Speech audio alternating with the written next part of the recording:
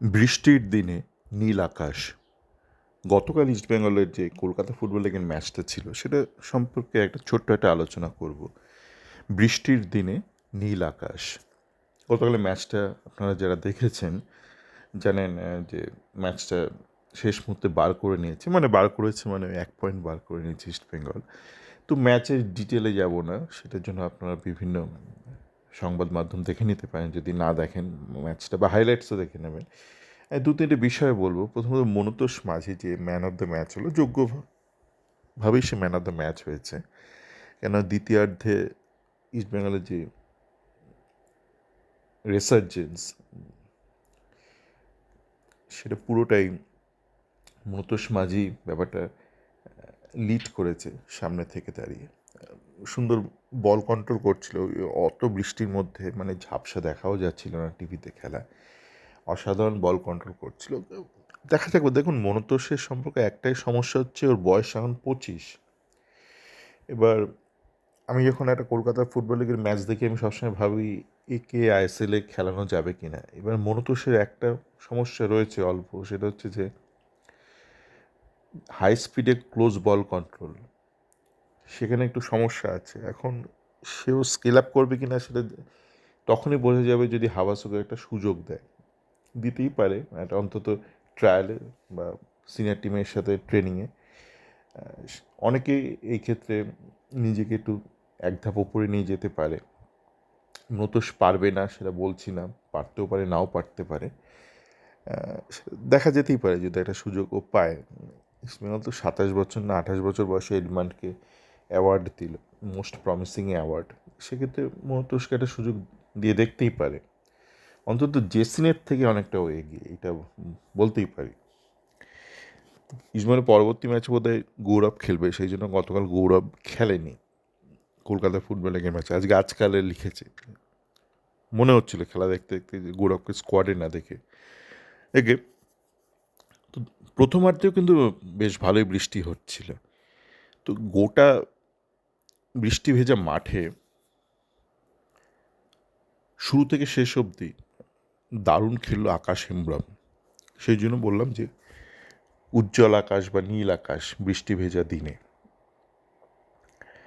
আমি যেটা খেয়াল রাখি, আকাশ আর উত্তম ওরা বল কন্ট্রোল কিন্তু বিষ্ণুর মতন একদম মাথা নিচু করে না। আর বিষ্ণু এটাকে এড়ানোর জন্য যেটা করে, বলটাকে অনেকটা আগে ঠেলে দেয়, ঠেলে দিয়ে দৌড়াতে থাকে বলের পেছনে।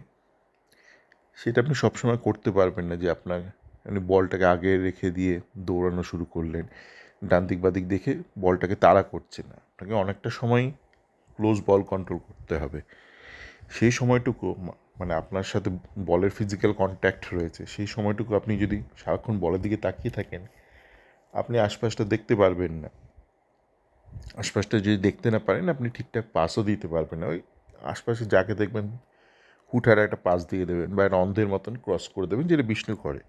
সেই জন্য আমি বিষ্ণুকে নিয়ে খুব বেশি আলোচনা করিও না। তো যেটা আমার উল্লেখযোগ্য সেটা হচ্ছে বৃষ্টি ভেজা মাঠেও কিন্তু আকাশ হেমব্রম ঠিকঠাক করে দৌড়াচ্ছিল বলটা নিয়ে। অনেক শিখতে হবে আকাশকে। এমন নয় যে 100 পেয়েছে বা 10-10।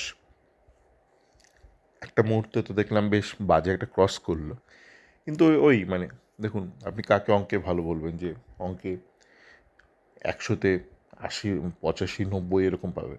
100-তে 100 তো সবাই পায় না। তো একটা দুটো ইনস্ট্যান্সে ভুল করেছে, বেশিরভাগটা ঠিক করেছে। মূলত ওর যে বেসিক খেলার অ্যাপ্রোচ সেটা ঠিক, ওর ক্ষেত্রেও ঠিক। ও দুটো ভালো হেডারও নিয়েছিল। ওই বৃষ্টি ভেজা মাঠে যেখানে দাঁড়ানোই যায় না, বডি ব্যালেন্স করা যায় না, সেখানে কিন্তু দুটো হেডার করেছিল, যেটা গোলকিপার বাঁচিয়ে দিয়েছে আকাশ হেমব্রম। একটা প্রথমার্ধে, একটা দ্বিতীয়ার্ধে। আরও করে থাকতে পারে। আমি দ্বিতীয়ার্ধের হাইলাইটসটা, গোটা ম্যাচটা রিপ্লে দেখেছি, প্রথমার্ধটা দেখা হয়নি। প্রথমার্ধে একটা তো আমার মনে আছে, 12 মিনিটের আশপাশে একটা হেডার নিয়েছিল কর্নার কিক থেকে আকাশ হেমব্রম। উত্তম হাসদার ক্ষেত্রে একই কথা প্রযোজ্য। মিনিট 55 ছিল, ওই বৃষ্টি ভেজা মাঠে ওঠানামা করে খেলে। বেশ আদর্শ আজকের দিনে সেন্টার ফরওয়ার্ড। ওই না যে বক্সের মধ্যে দাঁড়িয়ে থাকবে কোমরে হাত দিয়ে, ওটা আজকের দিনে হয়ও না সেই ধরনের খেলা। তো এটা উল্লেখযোগ্য এই দুটো খেলোয়াড়ের ক্ষেত্রে। আর প্রথমার্ধে ডিফেন্সে বেশ বাজে খেলছিল, পজিশন সেন্স কিছুই নেই মনতোষ চাকলাদার। মনতোষ তো অনেকদিন বাদে নেমেছে বলে হয়তো খেলাটা কিছুটা ভুলে গেছে। ওই জোসেফ জাস্টিনকে কেন নামায় জানি না। যখন ক্রসগুলো আসে ও দেখবেন, আপনি খেয়াল করে দেখবেন ও রাইট ব্যাকে খেলছে কি সেন্টার ব্যাকে, যখন ক্রস আসছে উইং থেকে দেখবেন ও মানে বলের ট্র্যাজেক্টরিও বোঝে না, অপোনেন্টের পজিশনও বোঝে না, কীভাবে একটা যেন দাঁড়ায়, কোথায় দাঁড়ায়, কেন দাঁড়ায় কেউ জানে না, ওকে টপকে বল পেয়ে যায় বিপক্ষ অ্যাটাকার। দ্বিতীয়ার্ধে যে ব্যাকপাসটা থেকে শুরুতে ইস্টবেঙ্গল গোলটা হজম করলো, নয়তো ইস্টবেঙ্গল দ্বিতীয়ার্ধে ডিফেন্সটা অনেকটা সেট করে গিয়েছিল অঙ্কন ভট্টাচার্য নামার পর ডিফেন্সে। কিন্তু শুরুতেই এটা তৃতীয় গোলটা খেয়ে যায়।